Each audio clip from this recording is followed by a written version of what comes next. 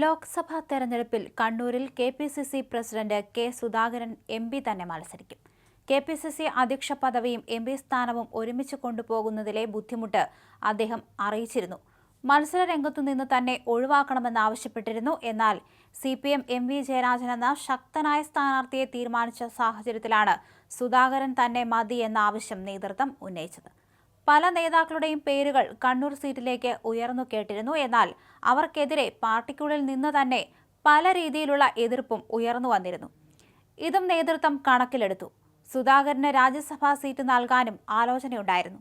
എന്നാൽ മുസ്ലിം ലീഗിന് രാജ്യസഭാ സീറ്റ് നൽകാൻ തീരുമാനിച്ചതും AICC കണക്കിലെടുത്തു.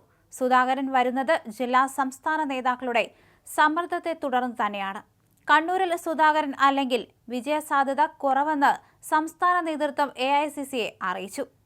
പകരം മികച്ച സ്ഥാനാർത്ഥി ഇല്ലാത്തതും കാരണമായി തീർന്നു. സാമുദായിക സമവാക്യങ്ങൾക്കൊത്ത മികച്ച സ്ഥാനാർത്ഥിയെ കണ്ടെത്താൻ ആയിട്ടില്ല. ഇതോടെയാണ് സുധാകരൻ വീണ്ടും കണ്ണൂരിൽ അംഗത്തിനിറങ്ങുന്നത്. ലോക്സഭാ തെരഞ്ഞെടുപ്പിൽ 3ാം സീറ്റിനു വേണ്ടിയുള്ള മുസ്ലിം ലീഗിന്റെ അവകാശവാദം കോൺഗ്രസിനുണ്ടാക്കുന്നത് വമ്പൻ തലവേദന തന്നെയാണ്. 3ാം സീറ്റ് നൽകുന്നതിലുള്ള ബുദ്ധിമുട്ട് കോൺഗ്രസ് നേതൃത്വം ലീഗ് നേതാക്കളെ ഉഭയകക്ഷി ചർച്ചയിൽ അറിയിച്ചു കഴിഞ്ഞു. ഒഴിവ് വരുന്ന രാജ്യസഭാ സീറ്റ് നൽകുന്ന കാര്യം പരിഗണിക്കാമെന്നും നിർദ്ദേശിച്ചിട്ടുണ്ട്. ഇതിനെല്ലാം ഉപരി ഈ വിഷയം UDFന് തിരിച്ചടിയാകുമെന്ന് സ്ഥാപിച്ചെടുക്കുകയായിരുന്നു കോൺഗ്രസ്. രാജ്യസഭാ സീറ്റിൽ പോലും കരുതലോടെ മാത്രമേ തീരുമാനം വരൂ. ജൂലൈയിൽ ഒഴിവ് വരുന്ന 3 സീറ്റിൽ 2 LDFന് ജയിക്കാൻ കഴിയുമ്പോൾ 1 UDFന് ലഭിക്കുക. അത് കോൺഗ്രസ് വേണ്ടെന്ന് വച്ചാൽ രാജ്യസഭയിൽ 2 ലീഗ് അംഗങ്ങളും ഒരു കോൺഗ്രസ് അംഗവുമായി മാറും. അവരെല്ലാം ഒരേ സമുദായത്തിൽ നിന്നുള്ളവർ കൂടിയായാൽ പ്രതിസന്ധി പുതിയ തലത്തിലെത്തും.